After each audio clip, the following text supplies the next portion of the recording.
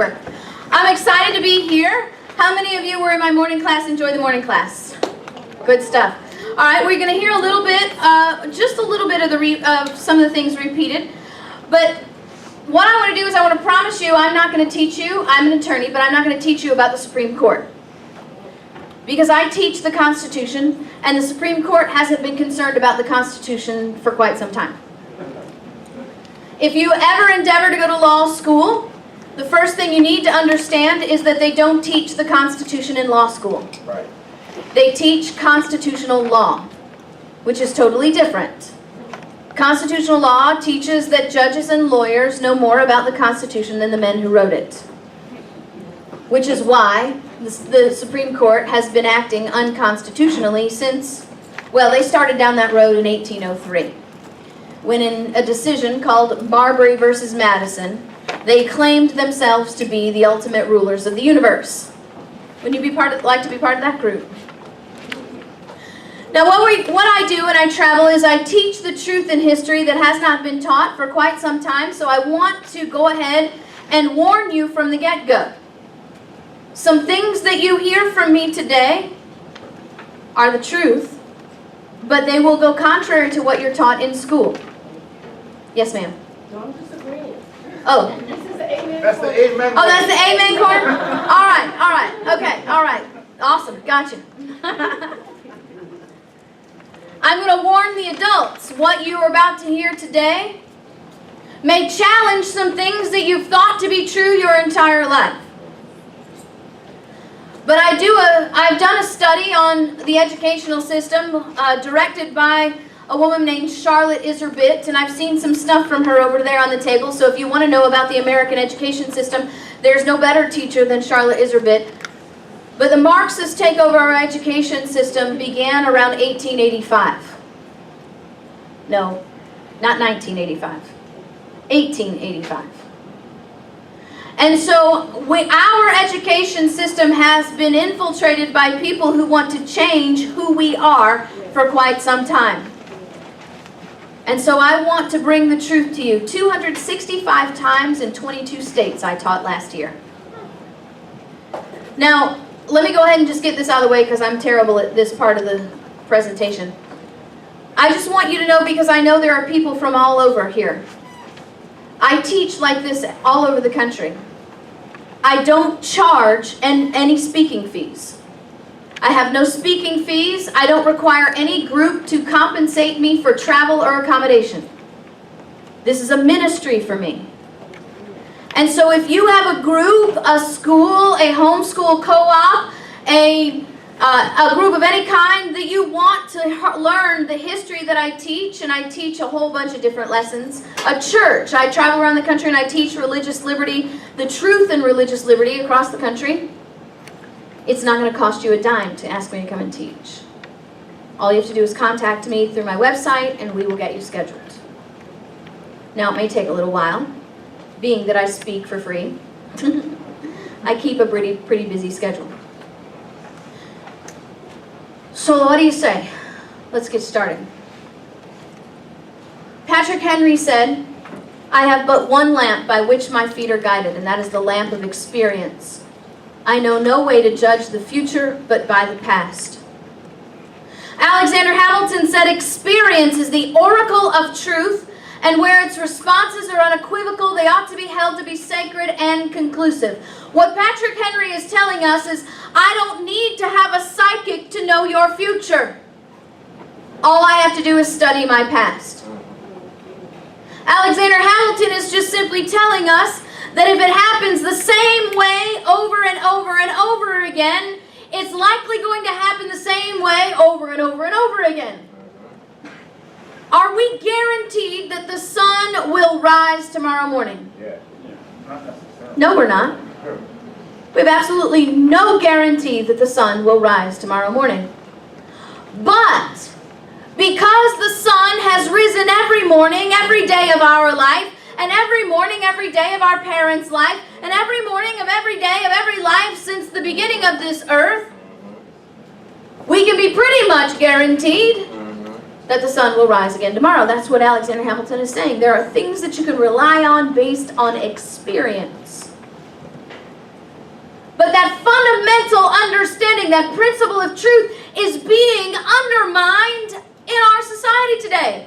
We are being taught that the Constitution is a living, breathing document, that our framers were intellectually inferior to us, and because they were too stupid to know what they meant when they wrote the Constitution and the Bill of Rights and the Declaration of Independence, we, in our intellectual superiority, have to go back and tell them what they really meant. That's what they mean by a living, breathing document. Not simply amending the Constitution through proper amendment procedure, but redefining the terms. For instance, the Second Amendment, a well-regulated militia being necessary to the security of a free state, the right of the people to keep and bear arms shall not be infringed. Modern scholars, and I'll put those little quotation marks there because they're only brilliant in their own minds, want us to believe that our framers wrote that Second Amendment so that we could hunt, go skeet shooting, collect guns, or protect ourselves from criminals. But you see, a well-regulated militia, they say, must be the military or a force at the command of Congress. Because after all, our framers called it a well-regulated militia, and everybody knows that nobody regulates as well as the government. So it must have meant government militia, right? Only that's not what well-regulated means. I believe we must be the only culture in the world that believes if you look up in the dictionary the word to regulate, it's synonymous the same as to govern. That's not it. To our framers, well-regulated meant this. See this motion that I'm doing? It's the same motion, over and over again, without deviation, like a factory worker who does the same function over and over and over again. Well-regulated means you've been trained to do something in the same way over and over and over again without deviation. It has nothing to do with the government. Our framers believed that they had to secure the right to keep and bear arms, not for hunting. They were not afraid that the deer and the rabbits would organize to disarm us. Not for skeet shooting. They did not believe that the hunters of the world, or that the sportsmen of the world would unite and keep everybody who wasn't a sportsman from shooting guns. And when they had secured our right to keep and bear arms, although there was an application for personal protection, that was not the purpose. They were not afraid that criminals would organize in a racket to disarm local and lawful citizens. Unless, of course, you consider the Department of Justice an organized criminal group, which I do. Preach it, sister. You see, Noah Webster said, before the standing army can rule, the people must be disarmed as they are in every kingdom in Europe. Right. The supreme power in America, he said, cannot enforce unjust and unconstitutional laws by the sword because the whole body of the people are armed and constitute a force superior to any band of regular troops that can be created by the government. He said a force at the command of Congress can institute no law, but the people find just and constitutional, for the people will possess the power. And jealousy will instantly inspire them to resist any law they find to be unconstitutional and oppressive. Richard Henry Lee said, "It is essential to the preservation of liberty that the whole body of the people always possess arms." And here's the well-regulated part. "And teach their children at a young age how to use them." Parents, if we are not training our children how to keep and bear arms, we are not preserving liberty. Richard Henry Lee said it's essential to the preservation of liberty that we always possess arms. Let me ask you, young people, if something is essential, can you do without it? Nope. If you're always doing something, is there ever a moment when you're not doing it? Of course not, because then it wouldn't be always. Richard Henry Lee said, if you're not packing, you're not preserving. And if you're not training your children how to keep and bear arms, then you're training up a generation of servants and slaves. But this is how revisionism works. Our Attorney General, Eric Holder, gave a presentation that said, we need to brainwash the people to think differently about guns. Is that something you would want your government to say to you? We need to brainwash you to make you think differently about guns. That's this whole living, breathing thing. We have to understand that our framers didn't invent anything. Thomas Jefferson did not invent liberty when he wrote the Declaration of Independence. As a matter of fact, by the time we leave here this morning, you'll understand that Thomas Jefferson didn't even write the Declaration of Independence as much as he plagiarized it from 5 other documents. Our Constitution, our Bill of Rights, there is nothing original in them. We inherited everything. Not because our framers were psychics. They didn't go and see a psychic medium. They didn't have a crystal ball. And they didn't even have a burning bush experience with God. They had a wisdom and an understanding that all they had to do was look at history so they knew what we would see in the future, and they gave us a protection. Problem is, if we don't know what our rights are, who's going to protect them? How about I give you a pop quiz? Are you ready for your pop quiz? You guys didn't know you were going to have a pop quiz? All right, here's the conditions of the pop quiz. You cannot answer out loud. You cannot mumble the answer. You cannot even lip sync the answer. I don't want your neighbor to know whether you know the answer. I want your neighbor to know whether he knows the answer. Okay? So keep this to yourself. Now, this is a bright group. I bet I'm going to have better statistics here than I would in most of the groups that I teach. But here we go. There are 5 individual liberties identified in the First Amendment alone. To yourself and not out loud, name all 5. We have a Supreme Court justice in Florida who took a poll and asked that question. Found out of the people polled, only 2% of the people asked could name all 5. 2 out of every 100 people could name all 5. Which means I'm pretty sure there are some people in this room who can only name 4. And I'm pretty sure there's some people in this room who can only name 3. Now, where you fall in that statistic is your business. That's why I didn't ask you to answer out loud. But I asked you that question just so I could ask you this one. If you do not know what your rights are, how do you know they're not already gone? Do you know the Constitution does not protect your rights?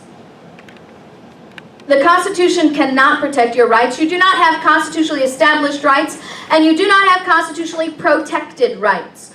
The Constitution is a piece of paper with ink on it. Can the Constitution pick up a red pen and write your representative a letter? Can the Constitution go sit in your senator's office and demand compliance? Can the Constitution pick up a sword and alter or abolish? So when Jefferson points out very accurately that sometimes there are times to do that. No, it cannot, because the Constitution cannot protect your rights. The only protector of your liberty is sitting in your seats right now, and if you don't know what your liberty is, then you don't have it. That's why this camp is important. Not for yourself.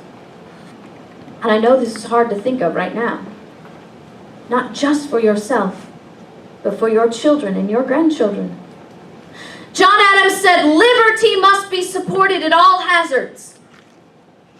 Liberty. Not security. Not prosperity. Liberty. Liberty must be supported at all hazards. He says we have a right to it derived from our Maker. How many of you have heard of a principle called natural law? Have you heard of a guy named John Locke? How many of you have read the treatise of John Locke? The complete treatise. You're looking around to see who's actually the big enough nerd to read the complete treatise of John Locke, right? That nerd would be at the front of the class. Hey, I'm a proud nerd, okay? I get excited about reading Mercy Otis Warren. Shakespearean style. Anyway, if I had asked that question in 1776, the people in this room would have been looking around for those who did not raise their hand. Because that was common knowledge. Raise your hand if you've at least heard of the Treatise of Montesquieu. Algernon. These were common readings. Most of our children were homeschooled. And that was part of their daily lessons. So reading the Federalist Papers and the Anti-Federalist Papers were not difficult because they had a foundational understanding that we don't have. They understood where their liberty came from. John Adams said, "We have a right to it derived from our Maker." He was expressing this natural law. Natural law teaches that we are created in the image of God. And because we're created in the image of God, we've inherited certain things from God. One thing that we've inherited from God is freedom. God is the most ultimate free being in the universe. Raise your hand if it's your job to wake up every day and tell God how to run things. I can tell you I try sometime, but the older that I get, the more grateful I am that God rarely listens to what I want. But you see, we've inherited that freedom. Not the wisdom and not the power, but the freedom. Problem is, we don't understand what liberty is. We don't understand what freedom is. We don't want a country built on freedom. That's hard to hear because we've been hearing that a lot. We don't want to live in a country built on freedom. Do you know why? If we are built on freedom alone, that means we're free to lie. We're free to steal. We're free to murder. We are free to do whatever we want to do regardless of how that affects anyone else. Does that sound like a nice place to live? Because freedom all by itself is anarchy. Freedom and liberty are not the same thing. Liberty is freedom plus morality. Amen. Amen. That shared morality that says, yes, I realize I am free to lie, I'm free to steal, and I'm free to murder, but I will not because it's wrong. To my future leaders and to my parents of future leaders and grandparents of future leaders, let me tell you something that makes your legislators unhappy. Laws don't stop crimes. Right. We need to really, really understand that. Laws do not stop crimes. As an attorney, I spent nearly a decade over a decade in the criminal justice system, and I can assure you, the criminal justice system was not designed to stop crimes. Right. The criminal justice system was designed to identify criminal activity and set up a way to punish criminals. There are only two things that will stop a man from murdering his neighbor, just two. You are free to murder your neighbor anytime you want to. Do you realize that? Amen. You are free to murder your neighbor anytime you want to. Now, you will suffer the consequences for doing that, but you are free to murder your neighbor anytime you want to, and there are only two things to stop you. I am free to murder my neighbor, but I will not because it's wrong. Morality. Morality. I am free to murder my neighbor, but I will not because he's well armed. Come on. Force. There are only two things that will stop criminal activity: morality and force.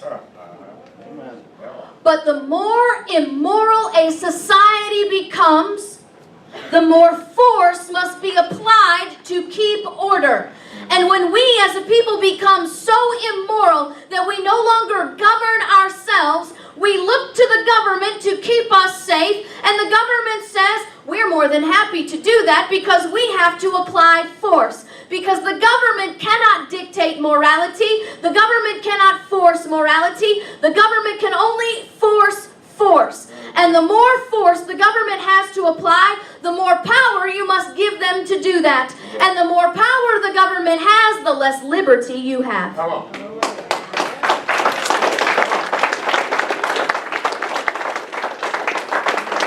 That's why liberty must be supported at all hazards. You must be a moral people. Yes.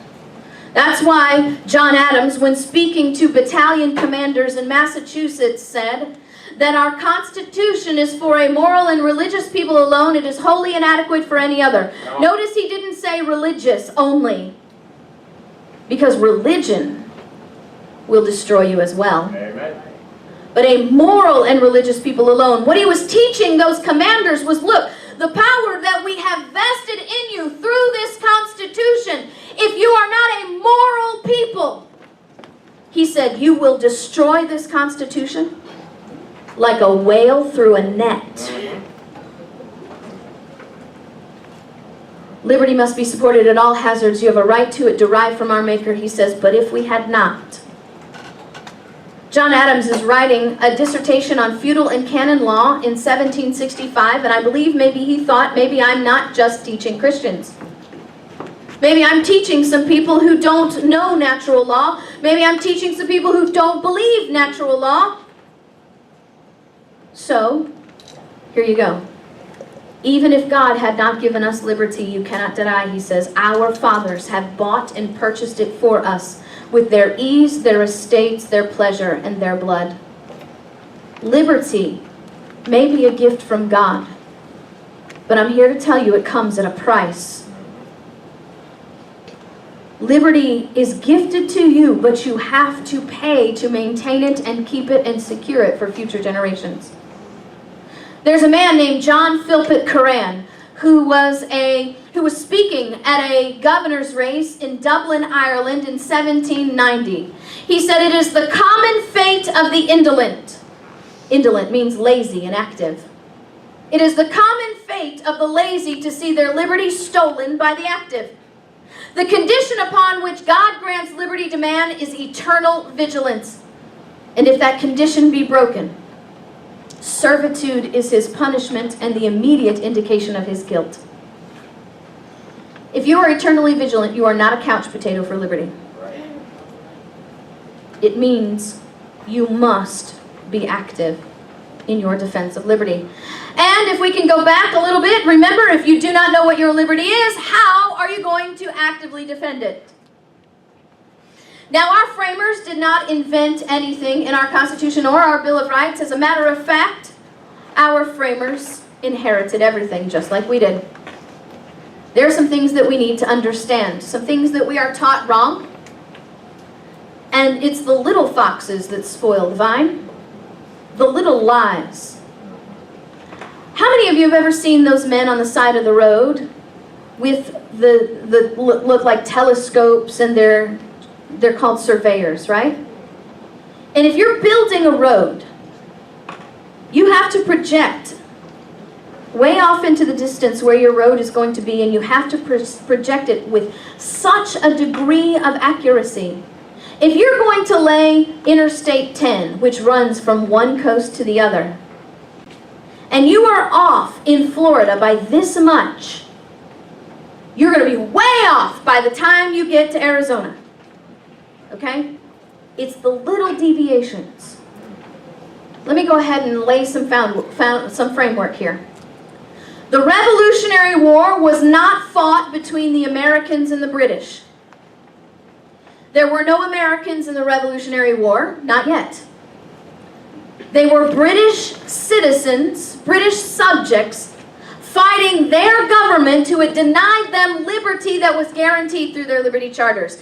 This was not a foreign war, this was a civil war. And there's a big difference there, because men may go to foreign wars for light and transient reasons, oil, money, whatever, but they will not go to civil war unless it's a really, really big deal. The other thing we need to understand is everyone who lived in the colonies was subject to the crown of Great Britain. It did not matter where you came from. The minute you stepped foot in the colonies, you were subject to British law, and if you made your home there, you became a subject of the crown of Great Britain. Because some people are going to tell you, oh, well, British history is irrelevant to who we are because we are the melting pot, we came from all over. Now, that's true. Even Thomas Paine in Common Sense remarks that the advantage that our framers had was because they were not all British, but we came from everywhere. But you see, there's a principle of law that you have to understand. If you leave New Hampshire and you go to Massachusetts, and a police officer pulls you over for breaking Massachusetts law, can you look at the police officer and say, no, wait a minute, I live in New Hampshire, so I'm just following New Hampshire law? Don't you have to follow Massachusetts law when you're in Massachusetts? What if you leave New Hampshire? Now, and I know not all of you are from New Hampshire, but if you sell your home in New Hampshire and you go buy a home in Massachusetts, are you still a resident of the state of New Hampshire? No, you are now a resident of Massachusetts. So no matter where you came from around the globe, the minute you stepped foot in the British colonies, you had to follow British law, and if you bought your home there, you are now a British subject. That's why this is important. Because we declared independence from Great Britain, not from Holland and Spain and from wherever. And it was the British Liberty Charters that established a fundamental foundation for liberty that we simply expanded upon. Now, understanding that we were all subjects to the Crown of Great Britain means that our form of government in 1775 was a kingdom. Now, there's some things that we need to understand about kingdoms. When you live in a kingdom, the king rules, right? The subjects of a king have no rights, no privileges, unless the king says so. And that can change from day to day. Are kings elected? Of course not. Kings are on the throne by a principle called divine right. Divine right says God makes kings. The only way you get to be king is if you're born in the right family and in the right birth order. See, even if you're born in the right family and you're the fourth born of 4 sons, you don't get to be king unless you kill off 3 brothers. You know that happens, right? Yep. Yeah. Okay. So when you live in a kingdom and you're the subject to a king, you literally wake up every single day wondering what's right and what's wrong, because the king can change the laws just like that. Whatever. Yesterday it was okay. Today it's not, because the king's in a bad mood. We are not a kingdom. We are a constitutional republic. Now, when I travel around and I teach in the schools, what do you suppose the most popular answer is when I ask people what kind of government we are? Democracy. But you see, that's our fault, parents. That's not the fault of your education system. Because I believe as parents and grandparents, if we understood what a democracy was, we wouldn't simply roll our eyes and shake our heads at when our teachers are teaching our children that we're democracies, or our conservative talking heads call us a democracy, because I've watched them and heard them say that. You see, here's how this works. Let's build a political spectrum. Are you ready? Kingdom, all the way over here. You have no rights, no privileges unless the king says so. And then I cannot read that paper, so are you sending me a sign? Okay. Sorry, I can't read that. I have a clock up here, so thank you. Distraction. Okay, kingdom over here. No rights, no privileges unless the king says so. Constitutional republic. Completely opposite to a kingdom. You can't get any more opposite to a kingdom than a constitutional republic. Because in a kingdom, the king holds all the rights and the privileges, and the people have nothing unless the king says so. In a constitutional republic, the people hold all the rights and the power, and they delegate power to the government as they see fit. Right? Governments are instituted among men, deriving their just powers from the consent of the governed. So where does a democracy fit in that spectrum? Is it closer to a republic? Is it somewhere in the middle? The truth of the matter is, there is no difference between a democracy and a kingdom. The only difference between a democracy and a kingdom is how many people rule over you. In a kingdom, it's just one guy, obviously, practically his court, but in a monarchy, it's one guy. In a democracy, it's mob rule. A mob rules over you, which means you have no rights, no privileges, unless the mob says so. You ever heard that phrase, mob mentality? Do you know why we have that phrase? Because it's a psychological truth that mobs are stupid and fickle. Fickle means they change their mind every minute. And when we call ourselves a democracy, that means we want to be ruled by stupid, fickle people. Do you know how I know we're not a democracy? If we were a democracy, Rosa Parks would still be at the back of the bus. That's right. Because in a democracy, minority groups never have a society-changing voice. They're always ruled by the mob. Only in a constitutional republic can a minority group have a society-changing voice. You want to be a democracy, you ever heard that saying, if you keep repeating a lie long enough, it becomes the truth? Go ahead and call us a democracy. It won't be long before we become one. Now, if you want a democracy, that's fine, go for it, but you better make sure you're always on the right side of the mob. Because democracies do not create liberty. Democracies create rulers and slaves. And these are the important things that we need to understand. Why we're not a democracy. It's not just a little difference, it's a big difference. Our liberty did not begin in 1776. Our liberty actually began in 1014. Because we're talking about British liberty charters and British history. In 1014, there was no England yet, and the people there were self-governed. They were called Anglo-Saxons. The Anglo-Saxons were sick and tired of being attacked by foreign governments. So they made a deal with a guy named Ethelred. And they told Ethelred, we will let you be king, but you have to let us govern ourselves. Your only job as king is to protect us from foreign invasion and to negotiate with foreign governments. All of the local government belongs to us, the people. We will govern ourselves. Your job is to keep us safe and to engage in foreign negotiations. And in February of 1014, Great Britain, or England, was formed. That's why it's called England. It's Anglo-land, from Anglo-Saxons. Funny thing is they didn't understand what a republic was, and they created a kingdom. And the funny thing is, when you start looking for a king, don't be surprised when you find one who wants to act like one. Now the limitation here is very important, because there are different kinds of monarchies. There's pure monarchies, and then there's what Great Britain is.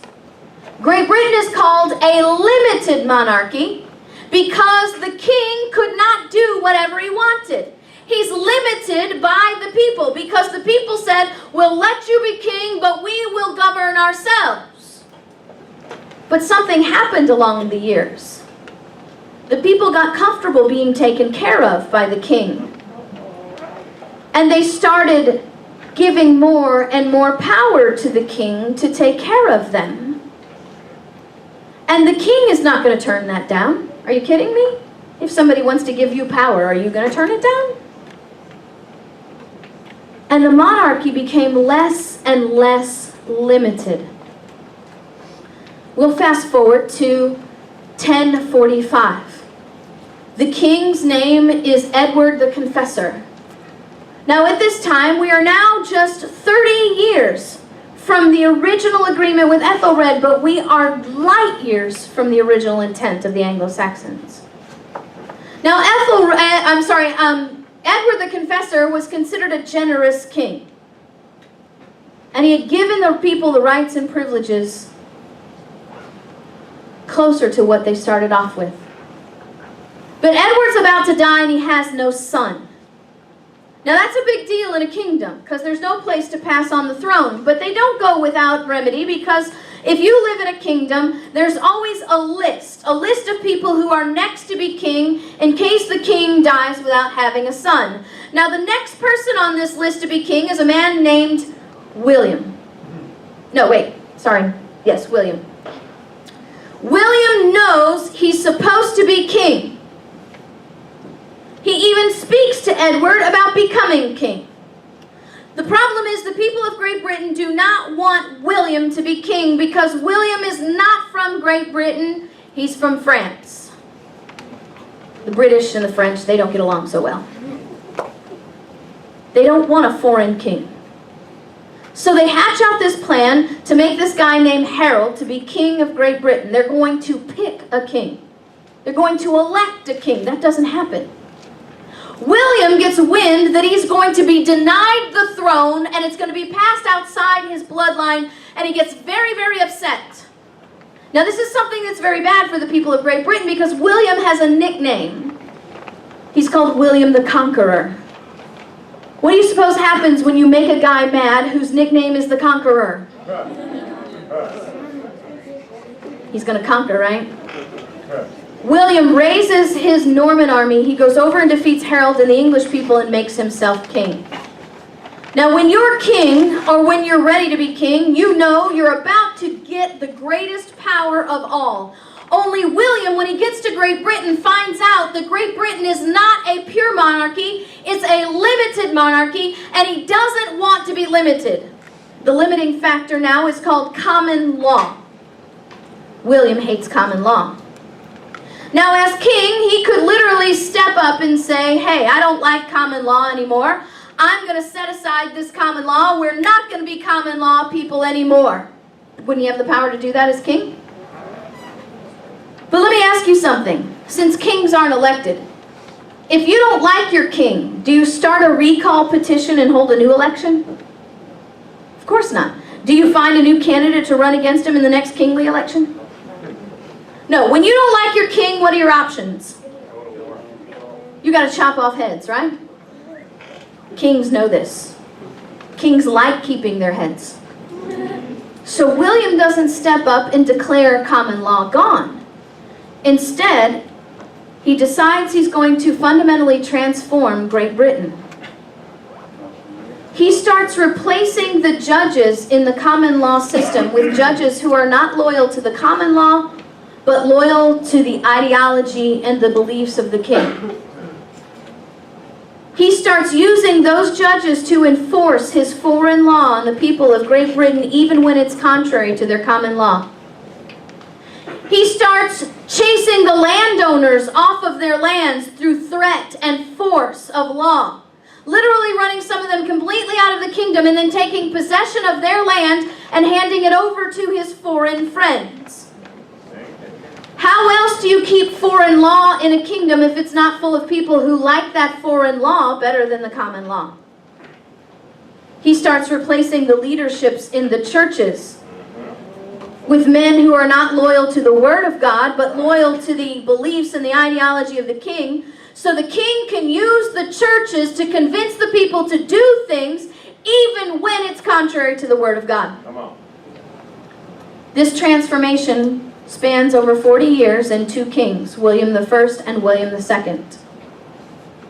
William II is on the throne for just a short while, until one day William II and his little brother Henry I go hunting together.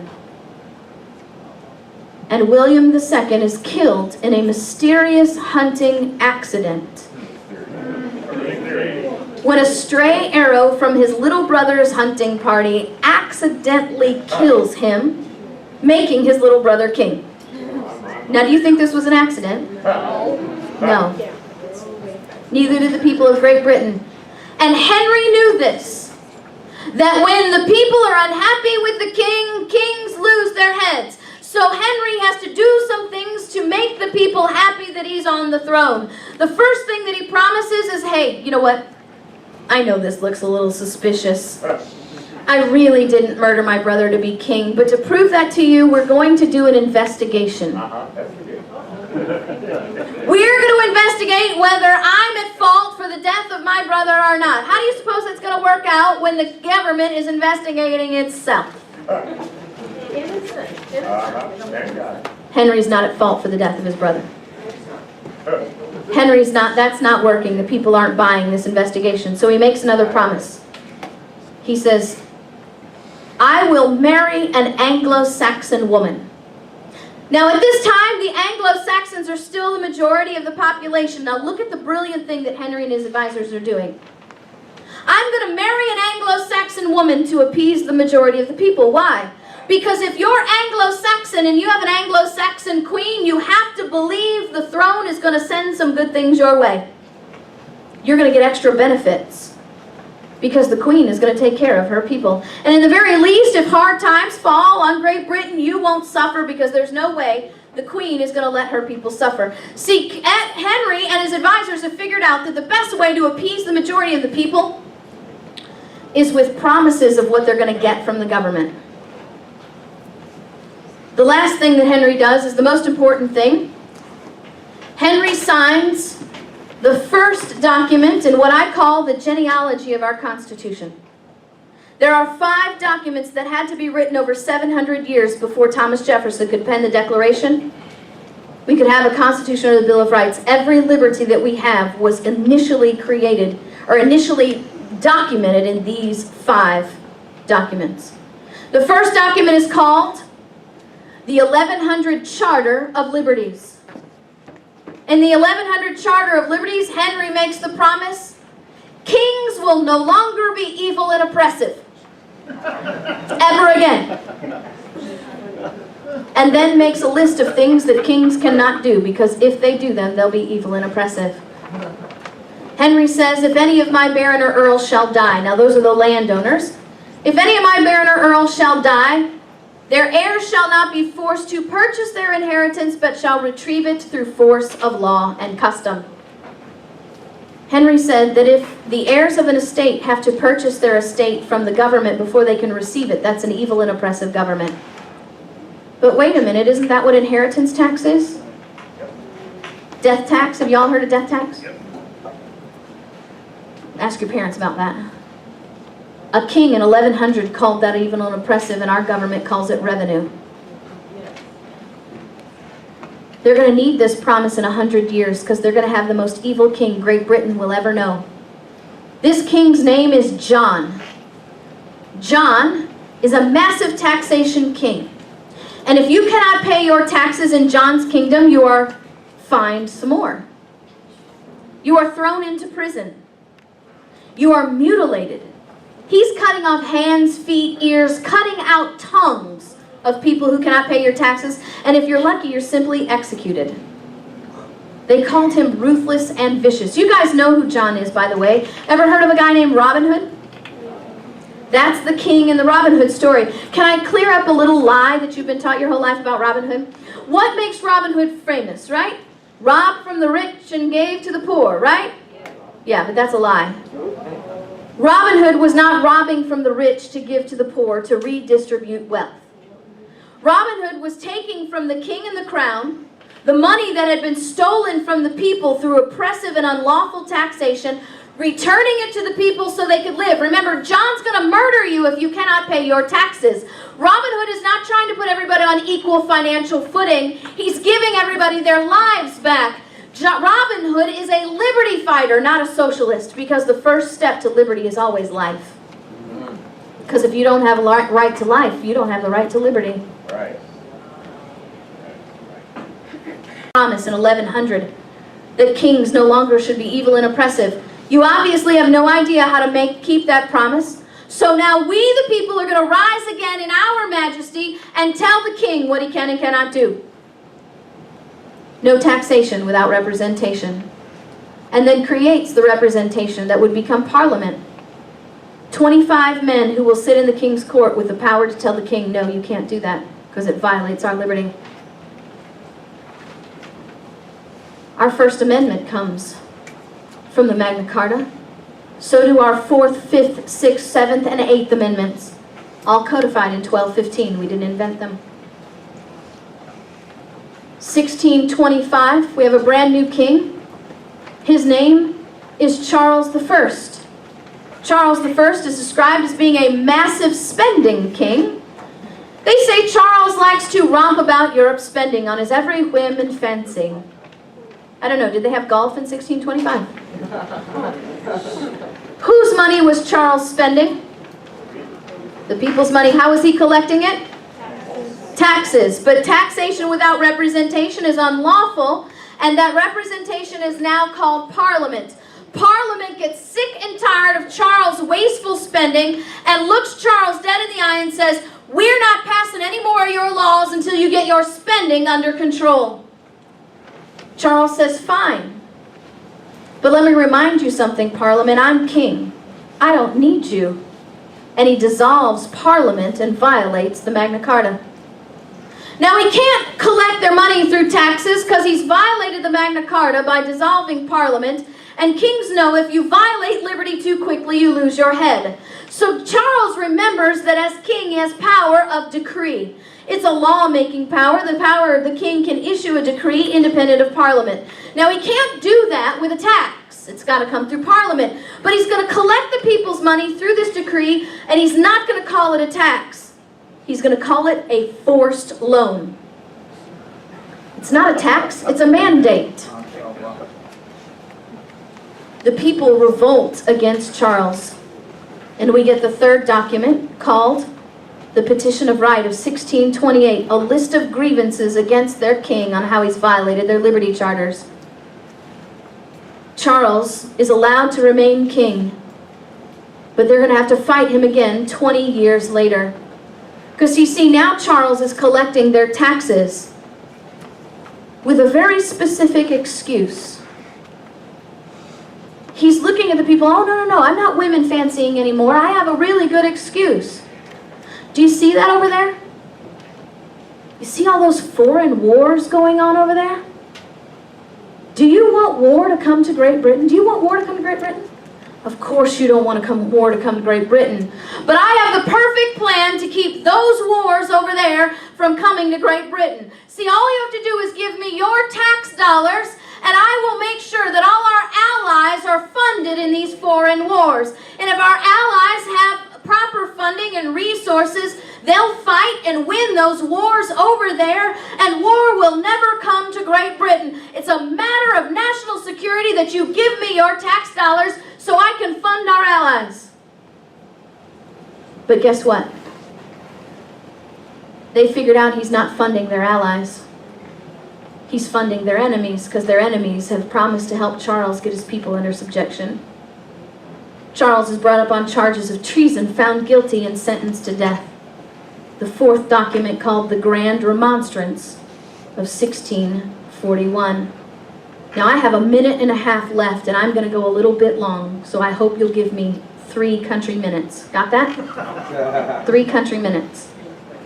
This Grand Remonstrance says, the root of all this mischief we find to be a malignant and pernicious design subverting the fundamental laws and liberties of our kingdom. Do you know what that means in modern English? We've been watching tyrants for 600 years, and we're noticing a pattern. The same bag of tricks: corruption of the court system, infiltration of foreign law, diminishing property rights of the people, the government taking over the church, the creation of fiat money so the government can control the monetary system, and disarming the people while the government remained armed. I did not just describe you 2014. That was what they learned in 1641. 40 years later, they're fighting a new king, James II. The same malignant and pernicious design. This time we get the 5th document, called the English Bill of Rights of 1689. The late King James II, by the assistance of evil judges, counselors, and ministers employed by him, did endeavor to subvert and extirpate the laws and liberties of our kingdom. Extirpate. James is completely destroying liberty. Why? How? A whole list of grievances, but one of them, are you ready? James is writing law, overturning law, setting aside law when that was the sole duty of Parliament. You see, they had separation of powers in 1688. That was one of the questions on your test yesterday. Separation of powers ensures the preservation of liberty. It means that branches cannot share power, and they cannot steal power.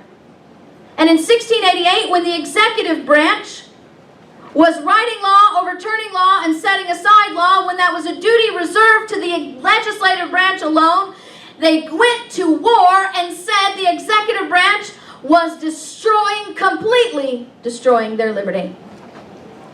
And in 1688, they thought that important. Today, our Congress does nothing about executive orders. Nothing.